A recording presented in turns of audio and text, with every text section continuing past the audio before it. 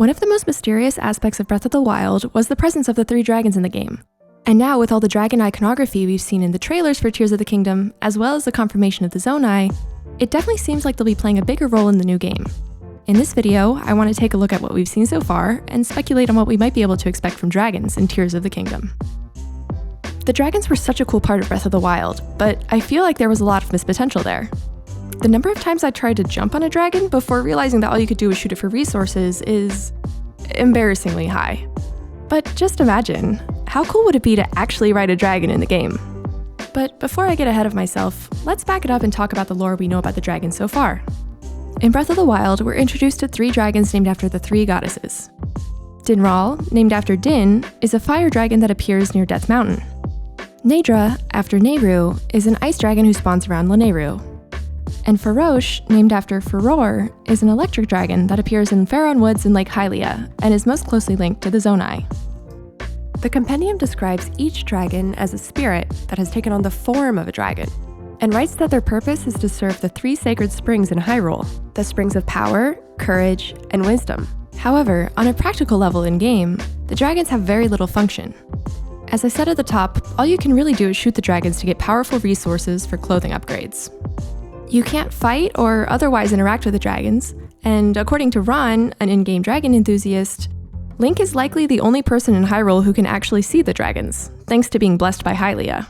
I really feel for Ron. This poor guy desperately wants to see dragons and has no idea they're flying right over him. Now let's move on and take a look at what we've seen of dragons so far in Tears of the Kingdom.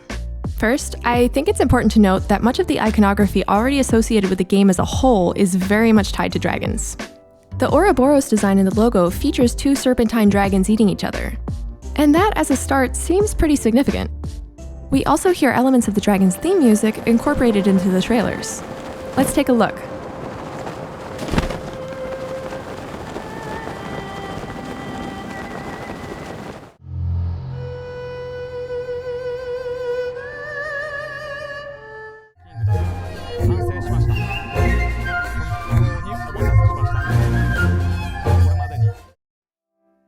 In Breath of the Wild, this Erhu instrumentation is specific to the dragons, so I think this could be the composers giving a hint to their importance in the new game.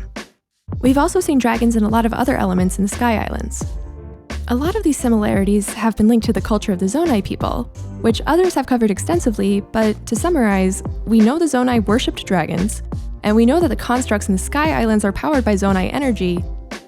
So it's not a huge leap to say that the ruins we see on the Sky Islands are the remains of the dragon-worshipping Zonai civilization. We see dragon motifs on the architecture, on weapons, and I'd argue our new construct enemies have some dragon-like qualities. All of these visual cues have led me to strongly believe that dragons will be much more involved in some way during this game. We also see a dragon that appears to be new. We've only seen it from a distance at this point, but from what we can see, this one looks different from Dinral, Farosh, and Naydra. As each of the existing dragons is linked to one of the 3 goddesses, I have to wonder what divine entity or spirit this dragon is connected to. Could it be Hylia, this figure from the murals, or something else entirely? We don't yet know the role of this dragon, but I have 3 theory directions inspired by other dragon-related media that I'm basing this off of. The first is what I'll call the Neverending Story approach. In this approach, I'm envisioning a friendly, flying mount dragon. This is kind of a wishlist item for me because I think riding the dragons around would be absolutely iconic. And I'm probably reading into this too much, but in the recent gameplay demo, when Aonuma said there are many ways to reach the Sky Islands, the view was kind of locked on Naydra, which to me seemed like a hint at something. But given the number of flying machines we've seen Link construct at this point, I feel like a dragon or other flying mount is somewhat unlikely unless it's used in the endgame to reach a place the machines can't get to.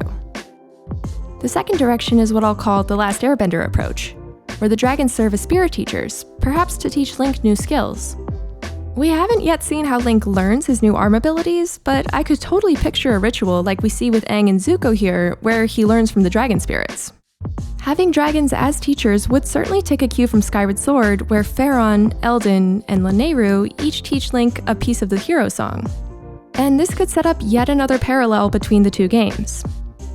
Taking this one step further, my personal tinfoil hat theory would be that the new 4th dragon is not connected to a goddess like I mentioned before, but perhaps to the spirit of the ancient hero, taking on a story function like the hero shade from Twilight Princess, but in a way more epic dragon form. My last theoretical approach is probably the darkest, as it's inspired by the Game of Thrones universe. And it's about the possibility of using the dragons as a weapon. In Breath of the Wild, we were able to defeat Calamity Ganon in the final battle with the help of the 4 divine beasts. In Tears of the Kingdom, the beasts seem to be gone, so maybe instead we somehow have to convince the dragons to join our ranks and rain fire down on Ganondorf as part of the final battle. I know this might be a stretch as well, but just imagine how insane that moment would be, when Link or maybe Zelda would get the chance to absolutely go all Dracarys on the final boss. All in all, while we don't yet know what role dragons will play in the new game, based on what we've seen so far, I definitely think we're going to see more involvement of dragons in the game's story, which I'm personally super excited for, as it seems like a natural progression from their role in Breath of the Wild. Anyway, hope you enjoyed this episode of Dragon Tales. If there's some other dragon-related media you think Tears of the Kingdom should draw inspiration from, feel free to let me know in the comments. At this point, we have no idea, so it's just kind of fun to speculate. Thanks for watching, and I'll see you in the next video.